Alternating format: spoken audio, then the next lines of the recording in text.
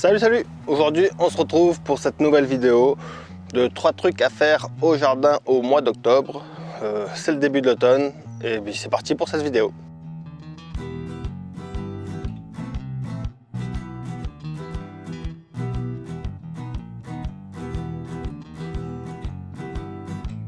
Donc octobre, c'est vraiment un grand mois pour la récolte des courges. D'ailleurs, je vous ai fait une vidéo il n'y a pas longtemps sur la quantité de courges que j'ai récoltées. Plus de 500 kg de courges récoltées sur ce jardin. On m'a demandé dans les commentaires, mais pourquoi est-ce que je faisais autant de courges? J'ai envie de dire, c'est pas vraiment fait exprès en fait.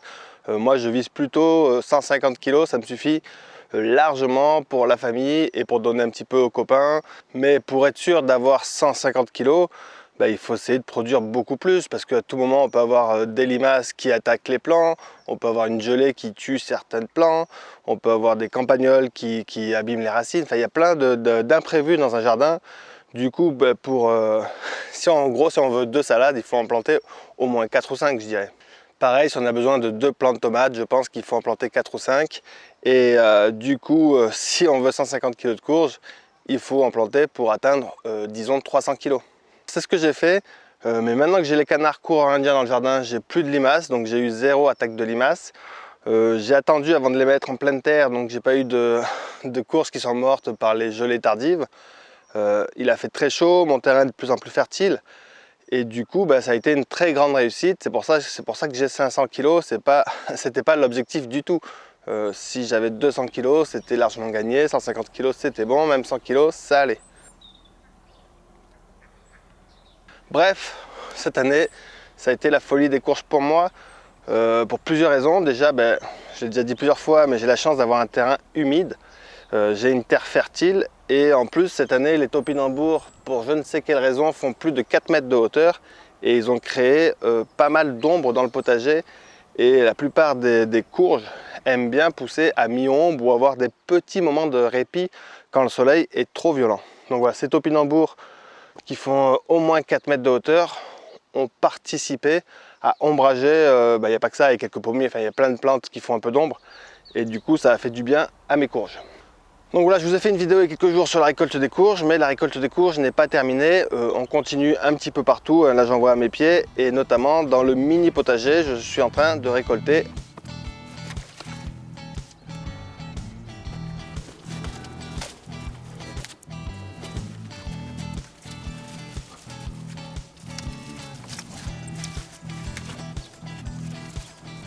Évidemment, je ne récolte pas que de la courge, sinon ça serait un petit peu monotone de manger de la courge tout le temps. En ce moment, beaucoup de récoltes de pommes.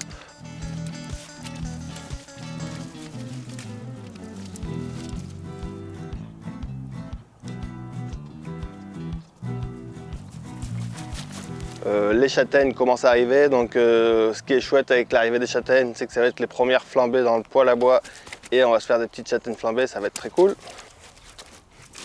Je récolte également dans ce jardin les premiers coings. Les poires cette année, ça va pas être ça, c'est pas terrible, je pense qu'elles ont eu plein de problèmes. Et les raisins, ça y est, là il y a vraiment beaucoup de raisins en ce moment, donc on sait pas mal de raisins, c'est tout du raisin de table, hein, mais ça en fait trop, donc je fais aussi un petit peu, j'en donne un petit peu à mes poules. Dans ce bac plastique, vous avez donc les raisins abîmés que j'ai envie de donner aux poules.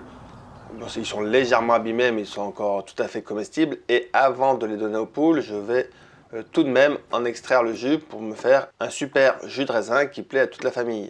Je mets un petit récipient avec un petit filtre au cas où il y aurait des petits pépins qui arriveraient dans la bouteille. Je l'installe dans le pressoir, je visse et puis je presse.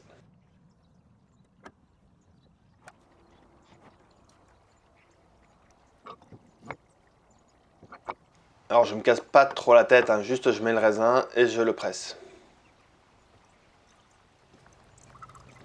J'adore le jus de raisin qui en sort. Bon, le jus de raisin c'est toujours un petit peu trop sucré peut-être, mais là le jus de raisin, des quantités de cépages différents que j'ai dans le jardin, ça nous fait vraiment un super bon jus de raisin. Et en plus, selon les raisins qu'on met dedans, il est toujours différent. Bref, une fois que c'est pressé, je remets dans le bac plastique et ça part enfin aux poules. Donc voilà, je vous ai montré comment je faisais mon jus de raisin avec un petit pressoir très rapidement.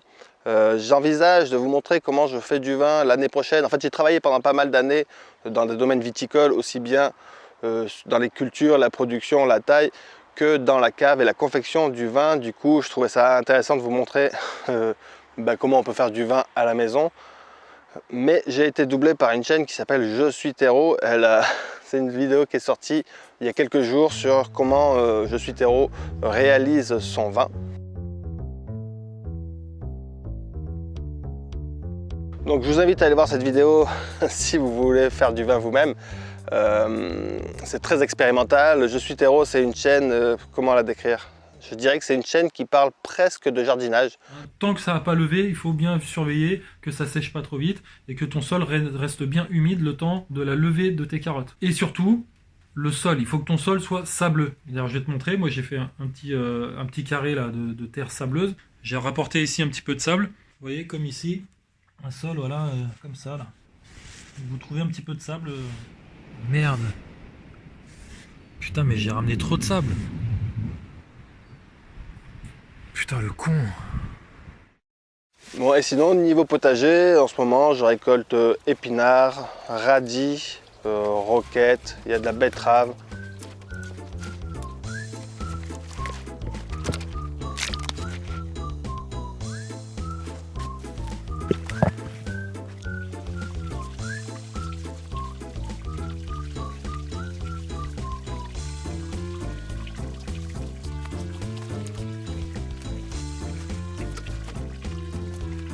Encore des tomates en extérieur et des tomates dans la serre. Enfin, ouais, il y a encore pas mal de trucs à récolter divers et variés dans le potager. Alors la première chose dont on va parler dans cette vidéo, la première activité à faire, c'est récolter des semences. D'ailleurs là je vois j'ai de la roche en graines, il va falloir que je récolte. Mais on va commencer par, on m'a beaucoup parlé de cette plante parce que cette année a été très visible dans mes vidéos. On va commencer par parler des graines d'amarante. Pour récolter mes semences d'amarante queue de renard, je coupe les branches et je les dispose dans un grand tissu. Pour savoir si les semences sont prêtes, il suffit de remuer un petit peu la fleur et si les graines tombent, c'est que c'est prêt. Là pour les amarantes queue de renard, les graines sont noires, mais toutes les graines d'amarante ne sont pas forcément de cette couleur. Bref, maintenant que les graines tombent, je prends les fleurs et je les mets dans un tissu de transport, on va dire.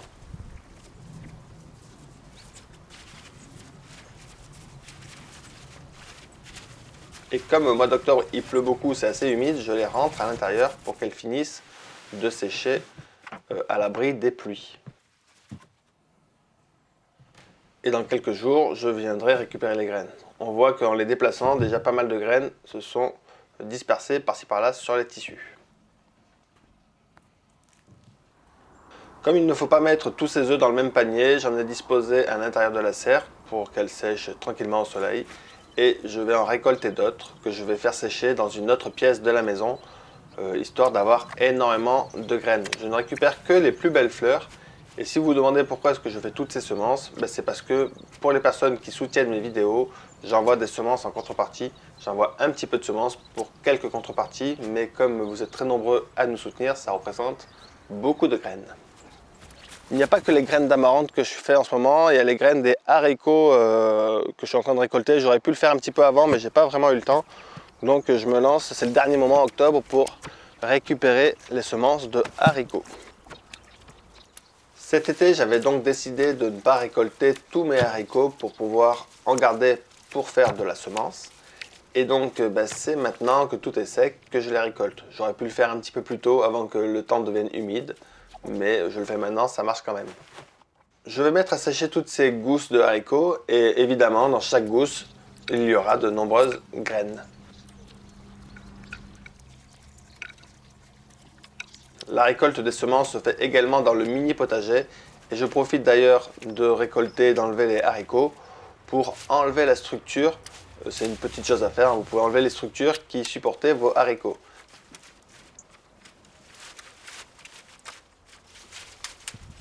C'est intéressant aussi de voir que les topinambours, quand ils sont trop grands, ils ne résistent pas très bien aux tempêtes. Donc là, j'en profite pour les redresser et ramasser quelques haricots.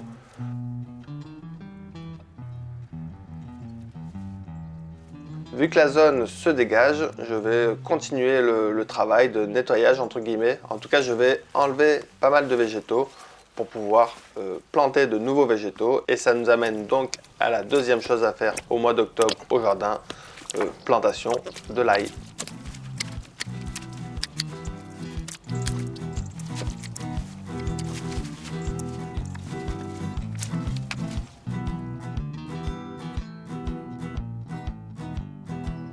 Octobre est donc un bon moment pour planter de l'ail. Alors pour planter de l'ail, je récupère des têtes d'ail.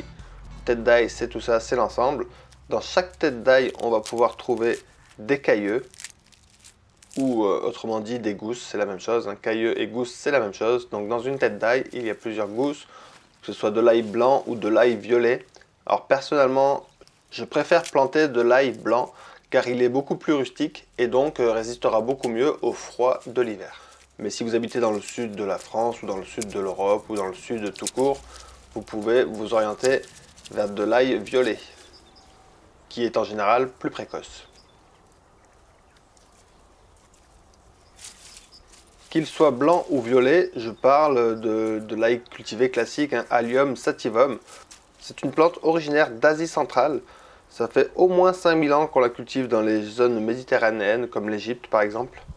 C'est une plante qui aime bien le sec et du coup, vu qu'on la cultive en automne et qu'elle grandit automne, hiver et début de printemps, il faut la mettre sur une zone qui sera bien sèche, comme sur une butte de culture ou un bac de culture surélevé, en étant sûr que l'eau se draine bien, que l'ail ne baigne pas dans de l'eau.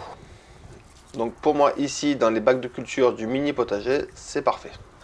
La plupart des cultivars d'Allium sativum, la plupart des cultivars d'ail que l'on met au jardin, sont dépourvus de fleurs, donc ne fleurissent pas et se multiplient de ce fait par la voie végétative, c'est-à-dire que dans une tête d'ail, il y a plusieurs gousses, on sépare les gousses, on replante les gousses et chaque gousse donne une nouvelle tête d'ail dans laquelle il y aura beaucoup de gousses, on plante les gousses et chaque gousse donnera une nouvelle tête d'ail, etc., etc., etc. Évidemment, il y a toujours des exceptions et donc vous allez pouvoir trouver certains cultivars d'Allium sativum qui produisent des fleurs. Sinon, pour info, au jardin, on peut cultiver d'autres types d'ail. Par exemple, dans ma serre, j'ai de l'ail que l'on appelle de l'ail d'Afrique, Tulbagia violacea. C'est une autre espèce d'ail qui fait des fleurs. On consomme les fleurs et les feuilles, c'est vraiment très très bon. Ou alors, en autre ail qui donne des fleurs, il y a l'ail éléphant, Allium ampeloprasum. C'est de l'ail qui donne des têtes d'ail avec dedans de très grosses gousses. Tout ça pour dire qu'il n'y a pas qu'une seule espèce d'ail que l'on peut cultiver au jardin, mais tout un tas d'espèces différentes. Troisième chose de trucs à faire au jardin ce mois-ci, il y a plein de trucs à faire évidemment. Mais là, en plantant de l'ail, en allant dans le mini potager, j'ai constaté que les pots s'étaient bien vidés. En fait, tout ce que j'avais mis comme matière organique, c'est beaucoup composté. Du coup, mes pots sont, il y a un tiers qui a disparu. Donc, je recharge. En plus de tondre mes prairies, ma jument et mes deux ânesses produisent une grande quantité de crottin que je peux utiliser au potager. Je me permets donc de re-remplir mes pots de culture qui se sont à moitié vidé en fait par le compostage de la matière organique que j'avais mis à l'intérieur. Donc je remplis ces pots et comme ça au printemps prochain quand je voudrais cultiver à nouveau l'intérieur, le crottin sera bien composté et les pots ne seront pas complètement vides.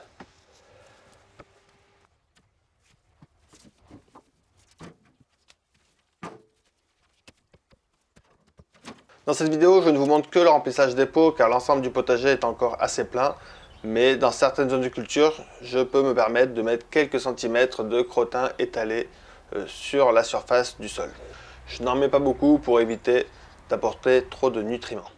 Personnellement, j'utilise du crottin parce que j'en ai en quantité. Si vous n'en avez pas, vous pouvez faire exactement la même chose que ce que vous avez vu à l'image avec du compost. Bref, non seulement je prépare le potager d'automne et d'hiver, mais je suis également en train de préparer le potager de printemps-été de l'année prochaine. Voilà pour les 3 trucs que je fais au mois d'octobre. Là, pendant que j'y pense, je vais rentrer mes plantes d'intérieur. Généralement, au mois de... quand les gelées ne sont plus à craindre, disons au mois de juin, Je sors les plantes qui sont dans la maison, je les mets sous la tonnelle à l'abri. Et là, le mois d'octobre, avec les premières gelées, je vais devoir les rentrer pour qu'elles passent l'hiver au chaud à l'intérieur. Le fait qu'elles soient sous la tonnelle, ça les protège quand même des premières gelées. Donc elles sont quand même un peu protégées, mais là c'est l'heure de rentrer mes plantes d'intérieur. Merci d'avoir suivi cette vidéo. Petite dernière chose qui entre pas dans les 3 trucs, hein, parce qu'en fait il y a tellement de trucs, c'est quand même difficile de se limiter à 3. Planter des arbres, là, ça va être le moment peut-être d'aller voir dans les pépinières ce qu'il y a comme arbres fruitiers, car ça va être le bon moment pour planter tout l'automne, hein, pour planter plein d'arbres fruitiers dans son jardin. Ceux qui me suivent depuis un petit moment, vous savez à quel point je suis attaché à la plantation d'arbres. Je plante en permanence des arbres, des arbres, et encore des arbres, et encore des arbres. J'ai envie qu'on soit très nombreux à planter des arbres. Donc voilà, n'hésitez pas à le faire. Si vous ne savez pas trop comment vous y prendre, j'ai écrit un bouquin qui s'appelle La forêt comestible, que je vous invite à lire, à vous faire prêter, à vous procurer, je sais pas quoi, à lire en tout cas. Ça vous donnera pas mal de conseils sur quels arbres récupérer pour avoir une fructification, pour avoir des récoltes toute l'année. En fait, on peut récolter des fruits toute l'année si on plante des arbres fruitiers de façon judicieuse. Bon, mais voilà, je vous remercie beaucoup d'avoir suivi cette vidéo jusqu'à maintenant. Merci à toutes les personnes qui partagent, commentent les vidéos, ça aide beaucoup. Et puis évidemment, il y a les canards qui sont en train d'arriver. Évidemment, un immense merci à toutes les personnes qui soutiennent la chaîne via le financement participatif. Allez, ciao, ciao. Qu'est-ce qui se passe là?